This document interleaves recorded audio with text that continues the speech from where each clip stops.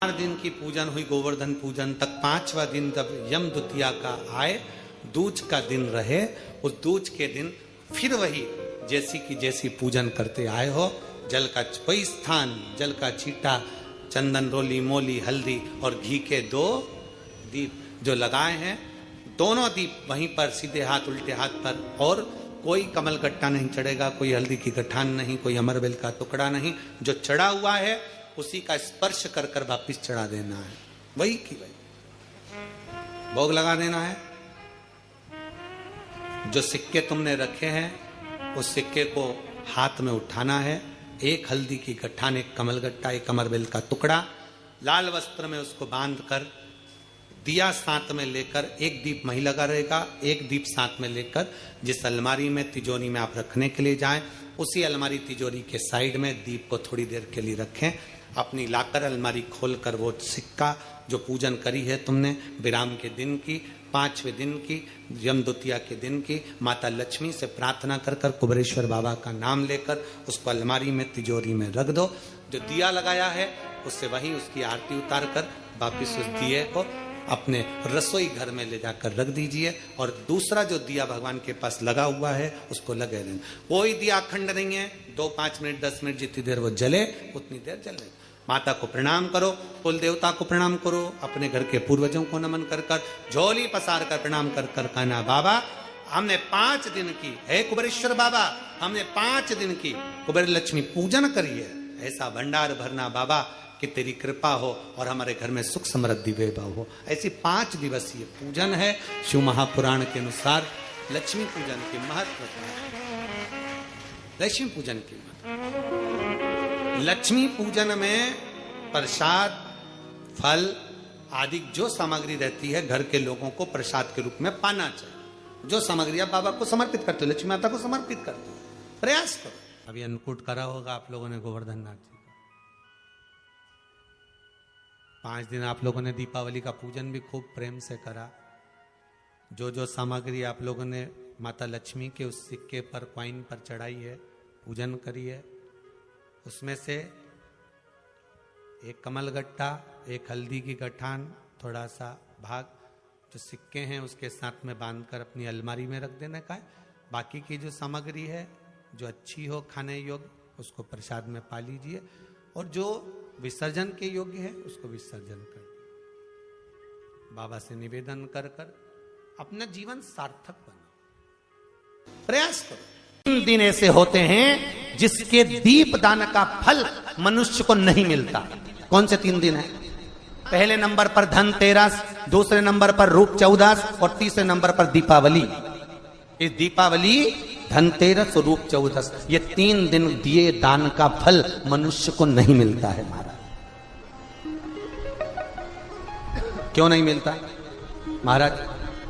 हम तो जला जला के और ओटले पे जलाएं, पीपल के नीचे लगाएं, खूब दीपदान करते हैं, तो इसका फल मनुष्य को क्यों नहीं मिलता? क्योंकि राजा बलि की भूमि को जब वामन भगवान ने 3 पग में नाप लिया था, राजा बलि सुतल लोक का राजा बना था, तो राजा बलि ने वामन भगवान से कहा था, प्रभु आपने 3 पग में मेरी पृथ्वी को नाप लिया, पर आपसे मांगना चाहता हूं तो केवल इतना दे दो कि 3 दिन जो पृथ्वी पर दीपदान करेंगे उसका फल मेरी किस्मत में, मेरे भाग्य में लिखा जाए। भगवान ने पूछा कौन कौन से? तो कहा 1 धनतेरस, दूसरा रूप चौदस, तीसरा दीपावली। इतने में लक्ष्मी जी आके खड़ी हो गई। लक्ष्मी जी ने कहा राजा बलि से, भैया पृथ्वी के लोग सबसे ज्यादा पूजन तो उसी दिन करते हैं, उसी दिन दीपदान करते हैं, और लोग तो धनतेरस के दिन दिया लगाते हैं, रूप चौदस के दिन लगाते हैं, दीपावली के दिन लगाते हैं, और सारा पुण्य तेरे खाते में लिखा जाएगा, तो उनके खाते में क्या होगा? इतने में राजा बलि ने कहा, बहन लक्ष्मी चिंता मत कर, दीपावली के बाद में जो कार्तिक पूर्णिमा आएगी, उस कार्तिक पूर्णिमा के दिन जो किसी जलाशय के पास में जाकर, नदी, तालाब, कुंड, कुआं, किसी जलाशय के पास में जाकर अगर 1 दिया लगा देंगे तो उसको 3 दिन का पुण्य फल 1000 गुना होकर प्राप्त हो जाएगा। 1000 गुना। इसलिए हमारे यहाँ पर दीपावली को तो केवल दीपावली कहते हैं, पर कार्तिक की पूर्णिमा को देव दीपावली कहते हैं। कौन सी दिवाली है? जम के बोलो जरा। देव दीपावली। दीपावली से बड़ी दीपावली होती है कार्तिक पूर्णिमा के दिन, क्योंकि तुमने ये 3 दिन जो दिया लगाया इसका फल तुम्हें जब मिलता है जब तुम कार्तिक की पूर्णिमा के दिन किसी घाट पर, नदी के तट पर, तालाब के तट पर, सरोवर के तट पर जब दीपदान करते हो साहब, तब उसका पुण्य बढ़ जाता है। 5 दिवसीय दीपावली के पूजन का एक आनंद प्राप्त कर रहे हैं। धनतेरस, रूप चौदस, दीपावली, गोवर्धन पूजन और आज यम द्वितीया। कार्तिक महीने की शुक्ल पक्ष की ये पावन द्वितीया तिथि, जिसको यम द्वितीया भाई दूज भी कहते हैं। हिंदू धर्म के अनुसार बहन और भाई के प्रेम की उदारता को प्रकट करने वाली, वात्सल्यता को प्रकट करने वाली, प्रेम को दर्शाने वाले 2 त्योहार हिंदू धर्म में बहन और भाई के लिए प्रबल है महाराज। पहला, श्रावण के महीने में पड़ने वाली श्रावण की पूर्णिमा, जिस दिन रक्षाबंधन का त्यौहार मनाया जाता है। हमारे हिंदू धर्म में ये त्यौहार भी भाई और बहन को समर्पित है। और दूसरे नंबर का ये पावन त्यौहार जो दीपावली के गोवर्धन पूजन के बाद में दीपावली के दूसरे दिवस में मनाया जाता है, द्वितीय दिवस में मनाया जाता है, जिसको यम द्वितीया कहते हैं, जो यम की कैद से छुड़ाने वाली है। दोनों भाई से एक ही वर मांगती हूं, जो यम द्वितीया के दिन इस यमुना जी के जल में स्नान करेगा वो सारे बंधनों से मुक्त हो जाएगा। यमराज कहते तू इतना सा मांगती है यमुना, मैं तुझे वर देता हूं। यम द्वितीया के दिन जो भाई अपनी बहन के हाथ से मस्तक पर, भाल पर तिलक करवाएगा वो यम की कैद कभी नहीं जाएगा, ये वचन देता हूं तुझे। शनि महाराज ने कहा बहन मैं तुझे वर देता हूं, वचन देता हूं, जो यम द्वितीया का तिलक अपने मस्तक पर धारण करेगा, यम द्वितीया के दिन जो बहन के घर का भोजन ग्रहण करेगा उसको कभी ना 7.5 लगेगा ना कभी ढैया लगेगा। जो बहन के घर का यम द्वितीया का एक निवाला भी ग्रहण कर लेता है उसे ना कभी 7.5 सताता है ना कभी ढैया शनि सताता है। मैं तुझे वर देता। आज वही यम द्वितीया की आप सभी को बहुत बहुत बधाई हो। मां यमुना आपके जीवन का कल्याण करे और दीपावली की जो 5 दिवसीय पूजन आप कर रहे हैं उसमें जो पूजन आपने थाली में रखकर करी है, जिसमें 2 सिक्के चांदी का और अपना सादा सिक्का रखकर उसको बांधकर जो पूजन करी है, उसी थाली में वापिस आज 1 कमलगट्टा, 1 हल्दी की गठान, 1 अमरबिल का टुकड़ा और घी के 5 दिए लगाइए। माता लक्ष्मी को पूजन कर कर कंकु, हरौली, हल्दी, मौली, चंदन, चावल, मेहंदी, अबीर, गुलाल, लाल पुष्प आदि से पूजन कर कर माता की आरती करिए भोग लगाकर, और अच्छा मुहूर्त देखकर, लाभ और शुभ घड़ी को देखकर झोली पे सार कर अपनी माता लक्ष्मी को प्रणाम कर कर माता से निवेदन करो, हे मां अब आप हमारे घर के अंदर, हमारे भवन में सदा विराजमान रहो। और माता को अपनी झोली में वो 2 सिक्के जो रखे हैं उसको झोली में डाल लीजिए। 1 कमलगट्टा, 1 हल्दी की गठान, 1 अमरबिल का टुकड़ा अपनी झोली में डाल लीजिए और वहां से चौकी को, पाटे को हटा दो, थाली को हटा दो और थोड़ा सा हाथ में जल लेकर वहां पर पोछा फेर दो। और जो झोली में आपके सिक्के रखे हैं, अमरबिल, कमलगट्टा, हल्दी की गांठ जो रखी है, उसको सिक्के के साथ एक डब्बी में या एक वस्त्र में अपनी तिजोरी, अलमारी में जो शुभ घड़ी है उसके अंतर्गत लक्ष्मी जी का नाम लेकर रख दीजिए। 5 दिए जो भगवान के सामने रखे थे उसमें से 1 दिया जिस अलमारी में, जिस तिजोरी में तुमने लक्ष्मी रखी है, उसी अलमारी उसी तिजोरी के ऊपर उस दिए को रख दीजिए या उसके साइड में रख दीजिए।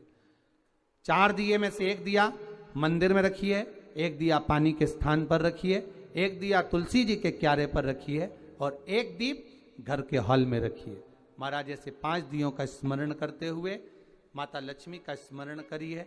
द्वार पर थोड़ा सा पीला चावल डालकर अंदर की ओर प्रवेश कर लीजिए। बस ये 5 दिवसीय पूजन जो आप माता लक्ष्मी की सुंदर शिव लक्ष्मी पूजन का स्मरण कर रहे थे वो आज विराम की ओर है। आप सभी ने अपने अपने घरों में दीपमाली का दीप उत्सव मनाया है, दीपमाली का दीप उत्सव मनाया है। उसकी बहुत बहुत आप सभी को बधाई हो, बहुत बहुत साधुवादता। पूर्ण 5 दिवसीय पूजन का आनंद आप सभी ने ग्रहण किया। आप सभी को दीपोत्सव की भैया दूज की बहुत बहुत बधाई। मैं तुम्हें वर देता हूं, कार्तिक के पूरे महीने में लक्ष्मी तुमने मेरे मंदिर में दीप जलाया है। कार्तिक के पूरे महीने में लक्ष्मी तुमने मेरी आराधना करी है। मैं शिव लक्ष्मी आज तुम्हें वर देता हूं कि तुम्हें भगवान नारायण प्राप्त होंगे। और जो कार्तिक के महीने में जो शिव का स्मरण करेगा, जो लक्ष्मी का पूजन करेगा, उसके घर में नारायण लक्ष्मी दोनों प्रवेश करेंगे, उनका उद्धार करेंगे। शरद पूर्णिमा से कार्तिक पूर्णिमा के बीच में, शरद पूर्णिमा से कार्तिक पूर्णिमा के बीच में प्रयास करना। दुकान नहीं चल रही हो, व्यापार नहीं हो रहा हो, तकलीफें बहुत ज्यादा हो, घर में क्लेश जाता हो, अशांति ज्यादा हो, पैसे नहीं आ रहे हो, 1 रुपया कमा रहे 1.25 रुपये खर्च हो रहा, बहुत टेंशन है, तो शरद पूर्णिमा से कार्तिक पूर्णिमा तक एक हल्दी और कुंकू ये थोड़ा सा मंदिर में लेकर जाइए। हल्दी और कुंकू जरा जरा सा ले जाओ। अशोक सुंदरी वाली जगह पर पहले शंकर जी पे जल चढ़ा दो, अशोक सुंदरी वाली जगह पे जल चढ़ा दो और वह हल्दी और कुंकू की एक एक बिंदी अशोक सुंदरी वाली जगह पर अपनी कामना कर कर लगा कर आओ। उसी में से वो हाथ जो तुम्हारा गीला है कंकु हल्दी का, वही हाथ लाओ, घर में प्रवेश करते समय अपनी देहली पर थोड़ा सा लगा दीजिए। शरद पूर्णिमा से कार्तिक पूर्णिमा तक कर कर देखो, उसके बाद में फिर बताना कि मेरा देवाधिदेव महादेव। भगवान को सर्वश्रेष्ठ चंदन कौन सा, भगवान को सर्वश्रेष्ठ चंदन कौन सा प्रिय है? वो कौन सा चंदन है जो भगवान विष्णु को लगाएं, राम को लगाएं, कृष्ण को लगाएं? वो कौन सा चंदन है जो श्री हरि को लगाया जाए? तो जीते जी भगवान विष्णु एक बार गले लगाते हैं, उसको कहते हैं हरि चंदन। कौन सा चंदन है? हरि चंदन। हरि चंदन बाजार में नहीं मिलेगा, हरि चंदन आपको बनाना पड़ेगा। कैसे बनाना है? तुलसी जब सूख जाए उसकी जड़ को निकाल लिया जाए, वो जड़ को पानी में धो लिया जाए। धोने के बाद उसको सिलवट्टे पर पत्थर पर घिसा जाए और घिसकर उसमें थोड़ा सा कुंकू रोली डालकर तैयार कर कर जो भगवान विष्णु के मस्तक पर, कृष्ण राम के मस्तक पर लगा देते हैं और उसकी एक बिंदी अपने हृदय पे लगा लेते हैं। जीते जी भगवान एक मेरी जीजियों से, मेरे जीजाओं से, बेटियों से, बेटाओं से मंजिल तक पहुंचने के लिए पांव की जरूरत होती है और शंकर तक पहुंचने के लिए भाव की जरूरत होती है। मंजिल तक पहुंचना है तो पांव की जरूरत होगी और शंकर तक पहुंचना है, शिव तक पहुंचना है, शंकर से कुछ प्राप्त करना है, झोली पसार कर अपनी झोलियों में खुशियां प्राप्त करना है तो भाव की जरूरत होती है, केवल भाव। अब कितने धनपति हैं, कितने करोड़पति हैं, कितने सत्तापति हैं, कितने वैभवपति हैं, कितना आपके पास में वैभव है, कितना धन है, कितनी संपदा है, वो कोई मायना नहीं रखता। आपका भाव कितना है, शंकर जी के प्रति आपका दिल कितना है, भगवान शंकर के प्रति आपका भाव कितना है, वो देखा जाए। और कभी मौका लगे ना तो एक बार सीहोर कुबरेश्वर धाम रुद्राक्ष महोत्सव में आकर देखिएगा। हीरे की चूड़ियां पहनने वाली मेरी जीजियां जिनके घर में 10-10 नौकर काम करते हैं, वो भी कुबरेश्वर धाम में बर्तन मांजने की सेवा करती हैं, आकर सेवा में लगी रहती हैं, भोजन बनाने की सेवा करती हैं। जिनके घर में 10 नौकर लगे हैं वो कुबरेश्वर धाम में आकर बाबा की सेवा में लगती हैं। उनसे पूछो कि तुम क्यों सेवा करती हो, उनसे पूछो कि तुम यहाँ आकर क्यों करती हो सेवा, तो वो कहती हैं हम साल में एक बार बाबा के धाम आते हैं और कुबेरेश्वर बाबा के यहाँ आकर सेवा कर कर जाते हैं। साल भर कुबेर भंडारी इतना देता है कि हमारी सेवा के लिए 10 नौकर लाकर खड़ा कर देता है। ये उसकी कृपा, ये उसकी उदारता, ये उसकी दया। शंकर भगवान ने पूछा कौन सा रूप? तो कि जो मैं बचपन में भजती थी, जो मैं बचपन में भजती थी, जिसको मैंने बचपन में दर्शन किए हम। छोटा सा शिवलिंग, छोटा सा शिवलिंग, ठीक है, छोटा सा शिवलिंग का रूप शंकर भगवान रखने को तैयार है, ठीक है। शिवजी ने पूछा कि मुझे उठाएगा कौन? पार्वती जी मुस्कुरा कर कहती हैं, सुनो भोलेनाथ, आप अगर अपने असली स्वरूप में बैठते हो ना तो दुनिया का कोई तुम्हें तिल भर नहीं हिला सकता, पर जब तुम छोटे से शिवलिंग के स्वरूप में हो जाते हो तो कोई बच्चा भी तुम्हें गोदी में ले लेता है, क्योंकि वह आपको भोला मानता है, वह आपको भोला मानता है, वह आपको भोला समझता है, सरल सहज।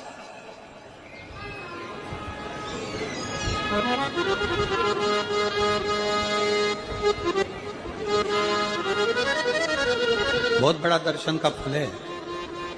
शंकर भगवान की मूर्ति से दर्शन करने से ज्यादा बड़ा दर्शन का फल है शिवलिंग का दर्शन करना।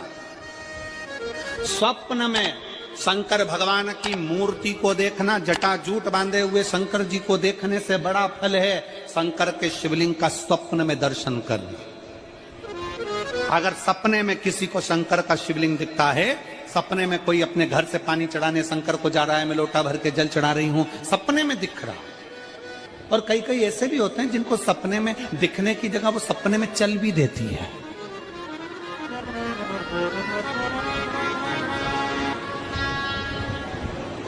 महाराष्ट्र में कथा थी तो वहां एक पत्र आया था, एक भाई ने लिखा था, मेरी पत्नी से मैं बहुत परेशान हो गया हूं। उसका नाम हमें स्मरण में नहीं है, सिरपुर की कथा में वो पत्र था। तो उसने लिखा मैं अपनी पत्नी से परेशान हो गया हूं। तो उससे हमने एकांत में बुलाकर पूछा, भाई ऐसा क्या हो गया, बता तू क्या हुआ। उसका फोन नंबर था, उसको फोन लगवाया, पूछा क्यों परेशान हो गया। उसने कहा मेरी पत्नी रात को चिल्लाती है, बोल बम का नारा है बाबा एक सहारा। कभी कभी सपने में बैठकर चिल्लाती रहती है, ऐसे बैठ जाएगी और चिल्लाएगी श्री शिवाय नमस्तुभ्यं, श्री शिवाय नमस्तुभ्यं।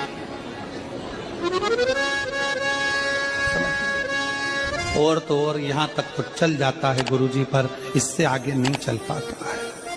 हमने पूछा इससे आगे क्या? नींद में रसोई घर में जाना चाहिए, बाजू में बोतल रख के सोती है ना पानी पीने की, वो ही बाटल उठ के मेरे को शंकर जी समझ के उंडेल देती है। दिक्कत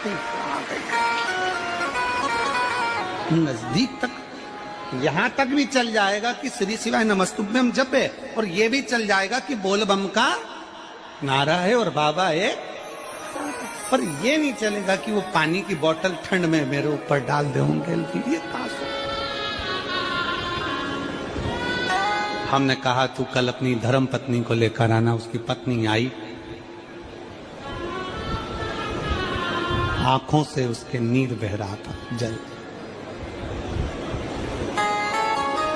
आंखों से जल बह रहा था। जैसे आज गाड़ी चलाकर लेकर आने वाले जो भाई थे, अब कमल जी आपने किसको भेजा था हमें नहीं मालूम, जो गाड़ी चलाकर आज लेकर आए थे हमको लेकर, उनकी आंखों में जल भरा हुआ था।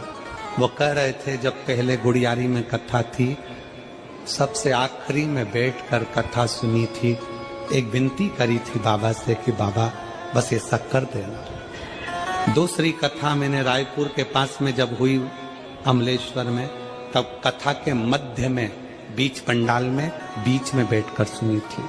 फिर वहां भी बाबा से एक विनती करी थी, और आज मेरे बाबा ने ऐसी कृपा कर दी कि आपके नजदीक में बैठकर गाड़ी चलाकर यहाँ तक पहुंचा।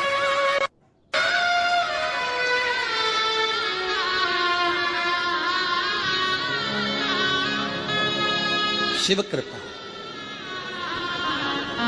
गाड़ी चलाते चलाते उनकी आंख में जल था, तो हमने उस दीदी से पूछा, जीजी तुम रो क्यों रही हो, ये बताओ रोने का कारण क्या है।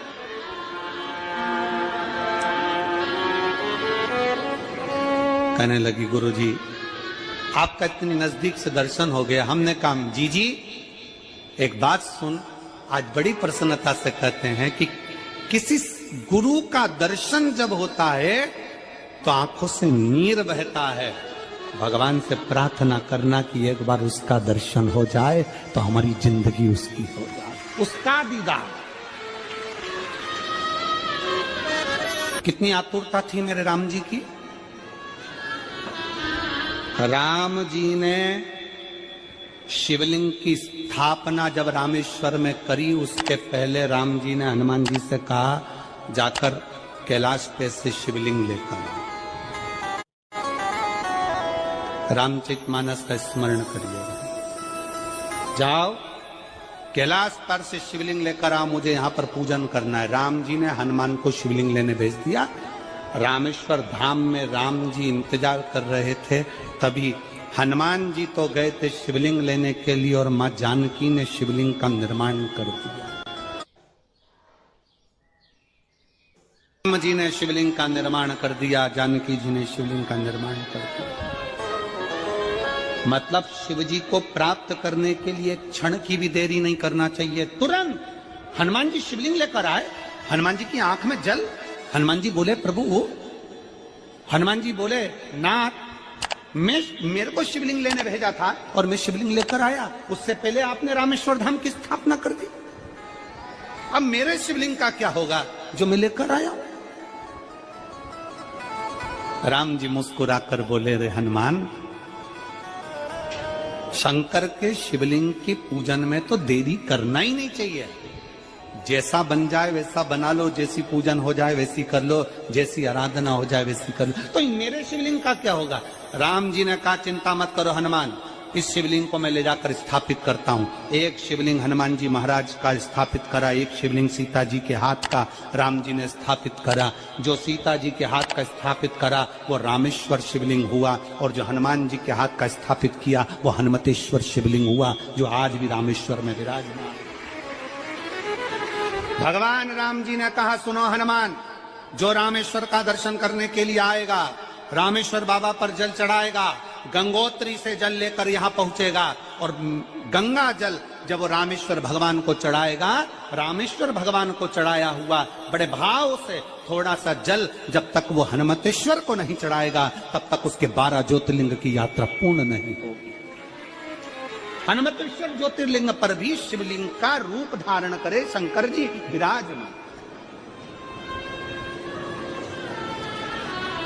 भगवान के स्वरूप से बड़ा शिवलिंग, और जितना पूजन का मौका मिल जाए, कोई कह दे ना, हमसे कोई कह दे किसी के यहाँ जाओ और कोई कह दे कि गुरुजी हमारे घर के मंदिर का दर्शन करिए, सबसे बड़ी खुशी हमारे जीवन की। ऐसा लगता है अंदर फुलझड़ियां फूट गई, उसमें भगवान शंकर का दर्शन होगा, उसमें लाडले ठाकुर का दर्शन होगा, उसमें उनकी कुल देवी का दर्शन होगा, उसमें देवता का दर्शन होगा।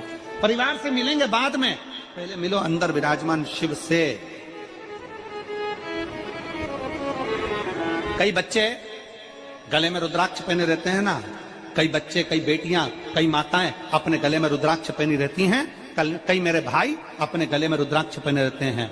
और बच्चे के गले में जब रुद्राक्ष का दर्शन होता है तो ऐसा लगता है कि शंकर इसके साथ कदम से कदम मिलाकर चल रहा है। पहले हम उस रुद्राक्ष को नमन करते हैं। जिसके गले में रुद्राक्ष होता है पहले हम उसको नमन करते हैं, क्योंकि उसके गले में शंकर स्वयं विराजमान है, शिव उसके साथ चल रहा है। में शंकर स्वयं विराजमान है, शिव उसके साथ चल रहा।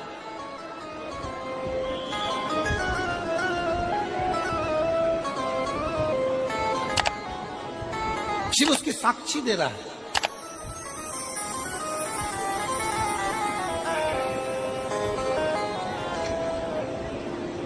शंकर कृपा करने वाला दयालु दातार, उसकी उदारता, उसकी करुणा।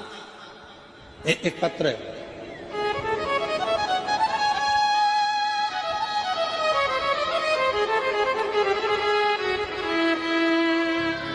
मेरा नाम जानकी देवी, पति श्री बुद्धराम, शिव के अधीन होकर शिव क्या थे?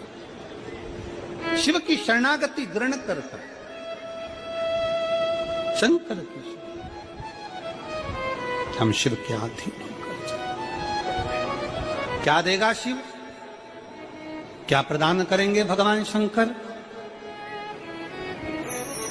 मेरी जीजियों, मेरे जीजाओं, मेरी माताओं, मेरे भाई, मेरी बहनों, मेरी बेटी और बेटाओं, जो ये तुम्हारे पास में आकर कोई टॉफी बांट देता है, तुम्हारे पास आकर कोई पानी बांट देता है, तुम्हारे पास आकर कोई बिस्कुट बांट देता है, बाहर जाते जाते कोई खिचड़ी बांट रहा है, कोई चावल बांट रहा है, कोई सांबर बांट रहा है, कोई पूड़ी बांट रहा है, कोई सब्जी बांट रहा है, उस व्यक्ति का नंबर भी लेकर रखो और पूछना कि 3 महीने में तूने जो रायपुर में किसी का मुंह झूठा कराया था, तेरे को 3 महीने में बाबा ने दुगना चौगना दिया कि नहीं दिया? उससे पूछना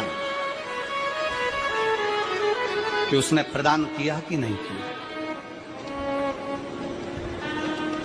वो शिव है, शंकर है। अपना रूप बदल लीजिए, शंकर भगवान अपना रूप बदल लो। शिव जी शिवलिंग की आकृति, पार्वती जी से पूछ रहे मुझे उठाएगा कौन? शंकर भगवान से पार्वती जी कर रही हैं, अगर आप स्वरूप में रहेंगे तो कोई नहीं उठाएगा, पर आप शिवलिंग की आकृति में आ गए तो कोई भी उठा ले।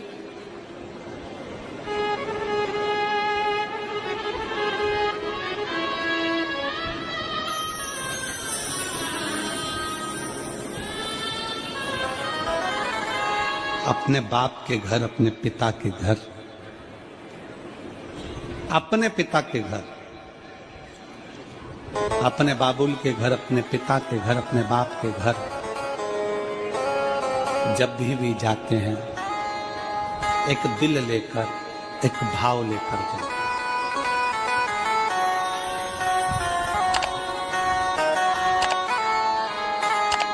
और ध्यान देना, जेब खाली है, जेब खाली है, फिर भी मना करते नहीं। जेब खाली है, फिर भी मना करते नहीं। मेरे पिता से अमीर इंसान आज तक कहीं देखा नहीं। कहां देखा?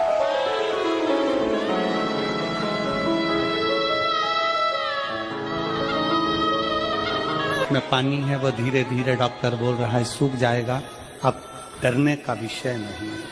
शिव तत्व, कहीं समस्या खड़ी हो जाए, कहीं बहुत विकट समस्या है और कोई हल ना मिल रहा, तब जिस शिव मंदिर में आप आराधना करने जाते हो, पूजन करने जाते हो, अर्चना करने जाते हो, उस शिव मंदिर के पास में कहीं बेलपत्री का वृक्ष ढूंढो और उस बेलपत्री के वृक्ष के नीचे केवल आप जाकर एक मूंग का दाना या एक चावल, वहीं पर जो कंकर पड़ा हो उसी कंकर को शिव मानकर आप समर्पित कर लोटा भर के जल समर्पित कर दो।